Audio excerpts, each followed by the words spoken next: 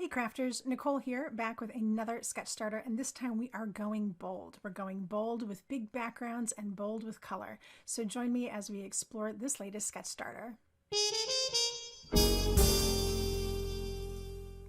My latest sketch starter has a new element, and it's that dotted pattern that you see in that big background piece. That indicates that I'm suggesting a pattern for that piece of the project. Do you have to follow that? Of course not. The pattern police aren't going to come out and get you.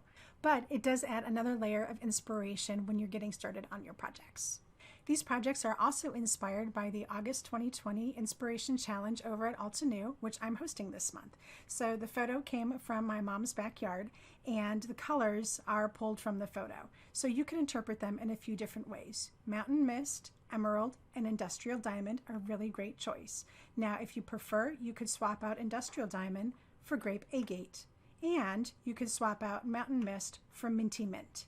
But if you're looking to add paper, sometimes it's easiest to use what you already have. So Mountain Mist and Emerald already come in a gradient pack, and you can use any gray for the Industrial Diamond.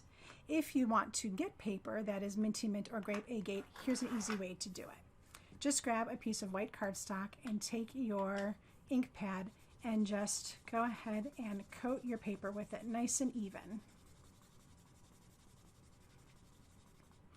Now you'll want to set this aside and have it dry, or you can use your heat gun to dry it, because once it's dry it's going to be a significantly different color. So you can see how it is when it's still wet here, and this is a piece that I have cut down that is dry. Now if I compare that to Mountain Mist, I have definitely a different color. It really makes the Mountain Mist look blue, even though when Mountain Mist is on its own it looks quite green. So of course the choices are up to you. These are always just guidelines to help you get started, and you can use any similar shade that works for your project. So let's get to crafting. For my first project, here's the supplies I'm going to use. Industrial Diamond ink, the Seashore Gradient Cardstock set, Essential Black and White paper pack, the Hello and Hugs stamp and die set, and the new Creative Cutouts nested wreath. To get started, I cut up one of the large wreaths, and I'm going to create some smaller bits. So it's very easy to cut these apart and create smaller little bundles of leaves. I really just need 3 sets for this one. So I'll go ahead and cut these off so that I have some really nice tops. These are actually end up being the same, but I can flip them over to make them look slightly different. And then I'll need like another little bit here, like so. And then I have a few extra pieces that I can save for another project. Now that I've got these all cut out, I'm going to take my Industrial Diamond ink and smush it down on a craft mat here and get it wet with some water. And then I'm going to smush my pieces into that ink and get some really nice color on them. So like I said, I flipped the one around so that way I've got one going one direction and one going the other direction. As you can see, there you go. And then of course there's this little piece. I'll get some ink on that. And then I just need to set these aside to dry. For my next step, I'll work on the sentiment element, and I'm using the Hello and Hugs stamp set and dies for this one. So I've die cut the hello in both the shadow and in the main part. And in the main part, I've done this in emerald, and then I've got the shadow done in white. Now you could do the hugs. It will work out the same for that square element in our sketch. So I'm going to go ahead and assemble these together. And I love that you can use the shadow or not use the shadow. It really just kind of depends on what your project calls for. Sometimes I do the shadow in vellum just to help the sentiment pop, but I really wanted it to stand out this time. So I've opted for a really bright white piece in the background, and that's really going to help the hello stand out on this finished project. So the next piece that I need to do is my sentiment, and so now I need to decide if I'm going to use that Minty Mint piece that I did earlier or if I'm going to use the Mountain Mist. And I think I'll try the Minty Mint this time. When you look at the pictures at the end of the video, you'll see that I've done this also in Mountain Mist, and you'll see what that looks like. It's just slightly different. So I've got my stamp set up, and it says, "To you, my friend." So this is going to say, "Hello to you, my friend." And I've got that all set up here. And then I need to finish this off. So this is actually going to become the square element in the sketch. And the way that that works is I've got this little strip here, and the hello is going to attach right onto it. And so it indicates a square. So all I have to do now is put a few little drops on the bottom of the hello, and then get that right onto that sentiment strip. And there you go. I have a beautiful sentiment element, and that will go right onto the card. The last thing I needed to do was set up my card base. So I selected one of the bold patterns from the Black and White Essentials paper pack and got that on my card base. And now I'm ready to assemble. So I have my leaf pieces, which are completely dry. And the first one I'm going to adhere down with some adhesive. And the rest I'm going to start popping up with foam adhesives. So I'll go ahead and lay the first one down. Now with this slick paper, sometimes you need to give it just a minute to dry. So I'll just let that sit in place while I get the rest of these pieces ready to go. So the rest is going to use the double-sided foam adhesives, and I'm just going to make sure that I get enough of these guys on here to make sure they stand up. And I'm not going to put them on the left side, well, the right side I should say.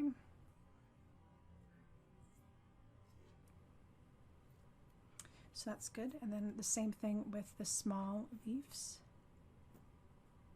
Again, only putting them on the left side. And then my sentiment also is going to get popped up, so I will pop some of these on the back too.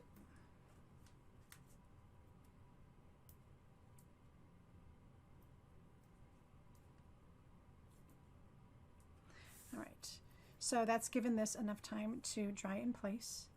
And I will set up my next set of leaves.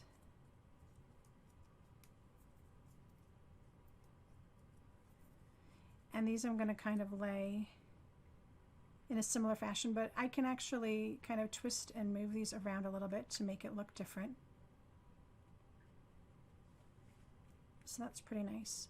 And then I'll go ahead and add in this next set here. And I want these to kind of maybe branch off of the first ones, like so. So now I have a nice little grouping of leaves, and that indicates that vertical line that we have going on in the sketch. And now I can add in my square element, which is my finished sentiment.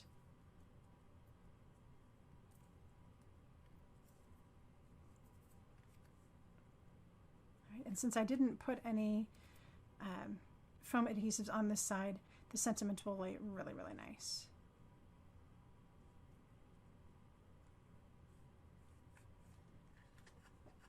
And there we go, the first interpretation of our latest sketch. For our second take, here's the supplies that I'm going to use. Obsidian Black Pigment Ink, Seashore Gradient Cardstock, the Wild Flora Stamp and Die Set, and the new Creative Cutouts Moroccan Mosaic.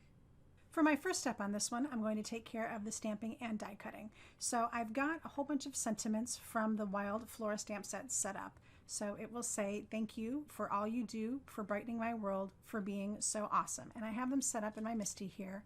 And I've decided on the size of cardstock that I need. This is 2 inch by 2 inch. So I'm using my creative corners to get my piece of cardstock in just the right place.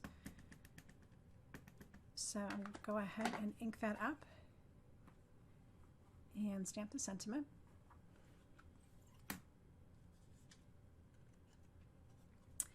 And now that I have the sentiment done, I'm going to go ahead and add in some little details. So I've got a journaling pen here, and I'm just going to make a little border around this. And the lines don't have to meet, and they can overlap. It just needs to look kind of hand done, because it is. And then I want to put a little separator in between the thank you and the rest. So I'm just going to create a little dot and put a line on either side of it. And that makes for a cute little sentiment. For the second piece of stamping, I'm going to do up the double floral image. And I want to make sure that all of these little pieces are in just the right place for my die. Now I know that sometimes it's difficult to match them up, but here's a way that you can do that. If you match up your stamp inside the die, you'll notice that it fits in there pretty well. So if I put my die down and get my stamp set up inside of it,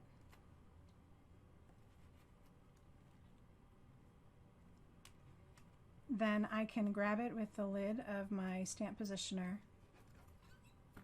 and it should be in pretty close position to my die. So now I can just take the die out,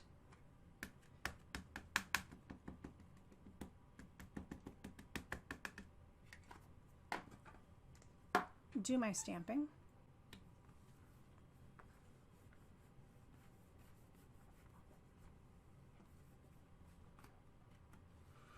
and then when I go to put my die over the image, it's going to be in just the right place for me to cut it out. All right, I have all of my pieces ready to go, and I'm working on getting some adhesive on this Mosaic die cut. Now I want to make sure that I have adhesive on all of the edges because I don't want those to lift up off of the card and get snagged on something. The center will basically take care of itself because it's going to be covered with other elements. So I have a card base set up with dark gray cardstock, and I'm going to add my Mosaic element on top of that. So this gets me that beautiful pattern background that is suggested by the sketch. All right, so now that that is in place, I can go ahead and start working on that vertical stripe. And this time I've got a piece of the emerald cardstock, and I'm going to place that down the center, just like so. And then I have my last two elements. So I need to do just a little bit of trimming. And I did have a little bit of overhang with the Mosaic elements, so I'll trim those off now.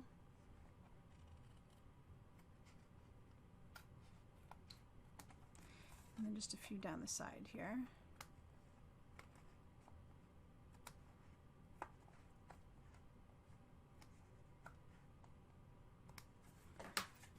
There we go. So now that's ready to go, and I can add in my final elements. So I thought that I would add in those floral bits there, and then add in our square, and kind of interlace them together by allowing this leaf to come over the front. So I'll add just a little bit of adhesive on the back of the sentiment so that I can stick it to my flower and know exactly where that's going to go. And now I basically have one element, and I'm going to put actually just a little bit of glue behind this one here, just to keep it in place until I get everything put down. All right, so it's going to go just like that, and I'm going to pop it up. So I'll add on some adhesive squares, and this is a great opportunity to put the adhesive square over both elements, so that way you've got some extra sticking power.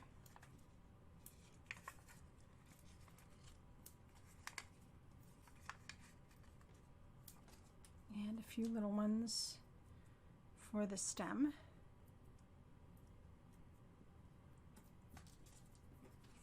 And that should be good.